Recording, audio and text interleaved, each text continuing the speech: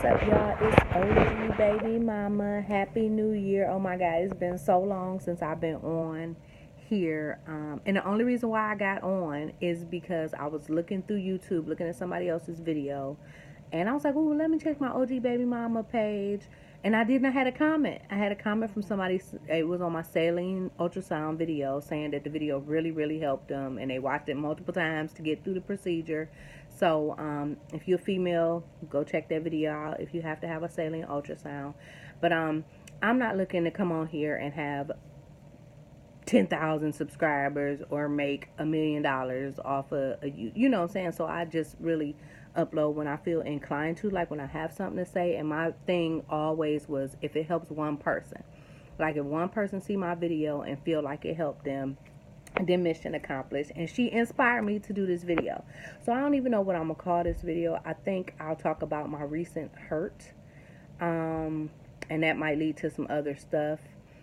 um, but yeah, so November 27th 2019, my daughters, I have two daughters, their father was murdered in our hometown by somebody he knew.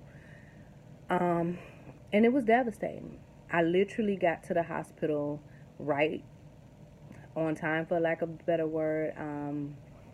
I had another family emergency that I was on my way to see this family member in the hospital during their visiting hours, and I got a unexpected call from my baby daddy's sister saying he was shot. They don't think he gonna make it. I'm like, naively, I'm like, well, people get shot every day. You know what I'm saying? And that's so sad. And I hate that in our community, that's the first thought that crossed my mind. It's like, well, people get shot every day. Like, hashtag shout out to Tupac.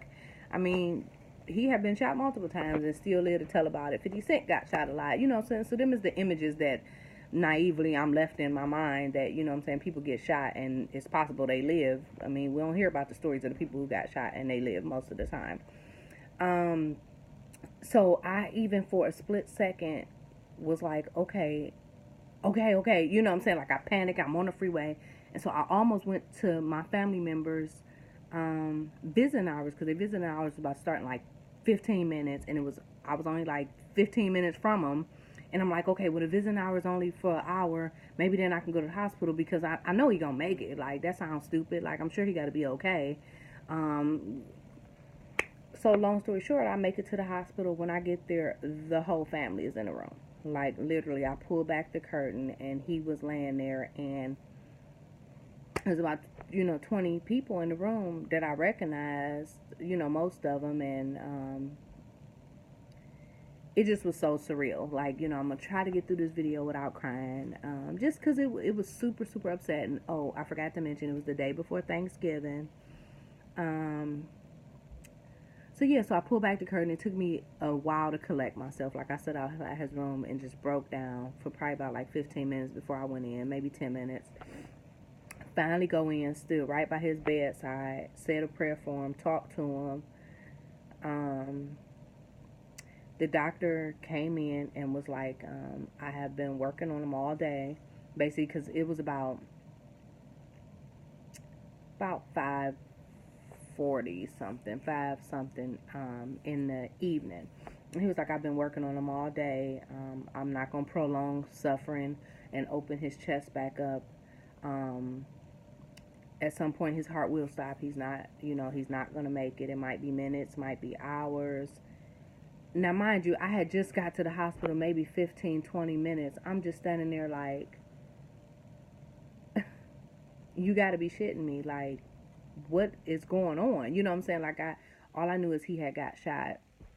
Um, I knew the person he had got shot by. Like, I didn't know him personally, but I knew the person. They said it was his other baby's mom's brother who shot him. So I knew that much. That baby mom was standing on the other side of the bed. Like, okay, so here she is on that side of the bed, closest to the door.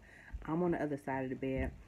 He had a daughter by another woman. She was at the foot of the bed, and we all just standing there. I mean, like, it was so surreal. I felt like I was hovered over us, watching us go through this terrible, terrible situation. And everybody was like lined up around the walls, in that small hospital room. And I grabbed his hand. I just held his hand. I rubbed on his shoulder a little bit. It was blood everywhere, dried up blood. And I just stood there like, I can't believe this shit. I literally can't believe this shit. Like, it's not how I started my day. I literally had fasted for 3 days. Just to go back a little bit, that family member that was in the hospital, my family member who I was originally going to go see at a different hospital, um, had been in the hospital for about 3 days, and I had started fasting the day my family member went in the hospital because I believe in prayer and fasting, and I believe that changes things. And so I had started fasting, so I hadn't ate anything Monday or Tuesday, and Wednesday was the day that I broke my fast, Wednesday morning. And so if anybody on here fast, let me know. But don't you just feel so good, so energized, so protected by the Lord when you fast? I felt so good when I came off the fast Wednesday morning.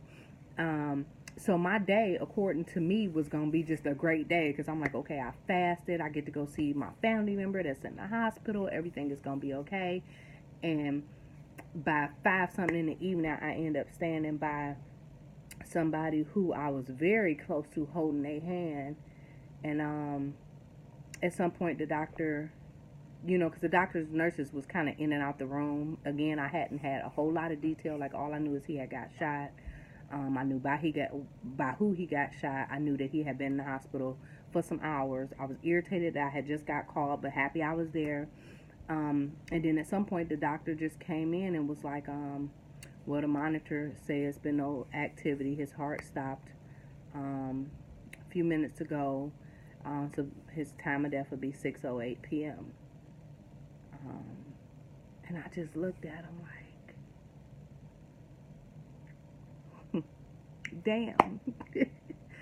Like, damn, you really gone. Like, that's crazy. It's still hard for me to believe because this is somebody that I had a hell of a history with. Like, we had a crazy relationship. Like, I could literally, and I probably will, just tell stories about some of the bullshit that I went through with this man.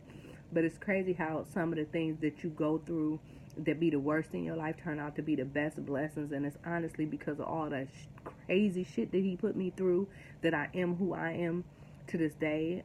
He was with me when my son died. It wasn't his son, but that's who was there in the house, helping me raise him during the time he was around. So this person reminded me of a part of my history that was gone. He had a tattoo, my son, on his arm, praying hands that said rest in peace to my son. So he was family. He was family. Anybody he got with as far as girls, he always talked to me about them, and kind of asked for my approval, asked for my advice when he was in trouble. He would call me when he go to jail. Don't got nobody that would pick up the phone. He'd call me. I click over, call whoever he need me to, send money if I need to. Same with him when, he did whatever he did. I might not hear from him for 2 months, 3 months. Then he'd be like, hey, go to the Western Union, pick up a couple dollars, for you and the girls or you and the kids. He was my friend. He was my friend. So it hurted like hell to lose him.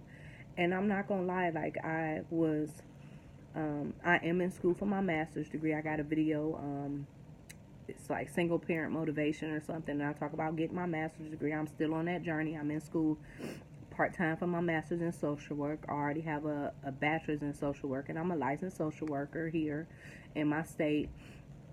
So I'm in school part-time. I work several jobs. At this point, I'm up to 3 jobs. I do an internship. I got 5 babies, 5 kids, because my oldest is 22. So, but he's still my baby. But I'm running a household all by myself, and it's like I literally have no time for nothing. I damn sure didn't have time for nobody to die. And I know that sounds so selfish, but I swear, like, I didn't have the emotional capacity. Like, it was so unexpected. I never lost nobody to gun violence before. Nobody that I knew, close. I mean, I know people that got in car accidents. Nobody close to me, but I know of people who had got in car accidents and didn't make it. Pretty much everybody I know, including my son, my dad, my cousin, uncle, my kids' grandmothers, were sick. So we had time, even though having time with a person don't minimize how you feel when they pass. It's something that time does during the healing process that for me helped me be able to handle my grief different. Even getting to the hospital 20 minutes before he died helps me a little bit, because Lord knows if I had got a call saying he was dead, I probably wouldn't be able to make this video, because just him dying has really, really taken a toll on me, because I wasn't ready. I wasn't expecting it. It's still hard. It's still hard. I'm trying not to cry. It's still hard. Anybody that got kids with somebody, like, you know, you had your ups, you had your downs. I mean, it ain't like we got a 1 or 2 year old, so we wasn't going through that fresh drama no more. You know, those days were over. I mean, our babies is 17 and 14 years old, you know, so it wasn't that fresh drama. It had calmed down and really turned into a friendship. So to lose him around the holidays, you know, that was like the hell with Thanksgiving. Thanksgiving was the next day. I tried to keep stuff as normal as I could, you know, telling my girls, telling all the kids really, because my oldest son remember him the most, because he was like 3 or 4 when I met him, and lived in the house with him a few years, so he remembered him the most. Actually, he was very hurt, very sad, like, you know, but all my kids on down to my 5-year-old, just knowing that a gun did it, like gun violence, like somebody decided that his life should end. Somebody was so mad about something, probably so stupid, that they decided his life should end, and took him away from all of us, all of his kids, all his family members. His mom just died the previous year, so we lost her. I was very, very, very close to her. Me and my kids were very close to her. So to lose her in 2018 to cancer, then to lose him in 2019, it just, so y'all, my 2019 was rough. So yeah, my kid's father died. Maybe that's what I'll title this video. It's some more stuff I could talk about my 2019, because it almost wiped me out. Like the last 6 months of the year, 5 or 6 months of the year, had me thinking real crazy, y'all. I ain't even gonna lie. And here I sit, January 7th, 2020, and I made it. I made it. We made it. So if you lost somebody last year, this year, yesterday, this morning, I just want to say my heart go out to you. Grief is one of those things it's no blueprint for. You can't get 5 steps to wellness on how to get over this, or 5 steps to finding a job and all that. That's the easy stuff. But when you lose somebody you love, no matter what the relationship was, whether it was good, whether it was turmoil, whether it was estranged, whether it was up or down. I mean, when you lose somebody you love or cared about or had feelings for, it is tough. It is rough. It's no hugging in the world that can make you feel better at that time. So my heart go out to you. Be gentle and caring to yourself, because you're the only one that got to deal with you on an everyday basis. When you push everybody away because you want to be alone, you got to be gentle with you, so you don't go over the edge, until God eases things for you a little bit. And every day is different for me. I still think about walking in that room, seeing him laying there like that with blood all on him, blood all on the blankets, and very traumatic, very traumatic. But you know, he getting me through. So I just want to encourage somebody who might have went through the same thing. Prayers for you and your babies. Me and my babies, we're going to be all right. I pray every day, sometimes 2 or 3 times a day.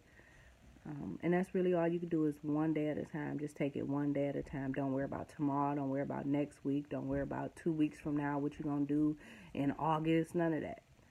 Worry about right here, right now, today. Because that's really all we got. All right, y'all. It's OG Baby Mama. I'll see y'all soon. Bye.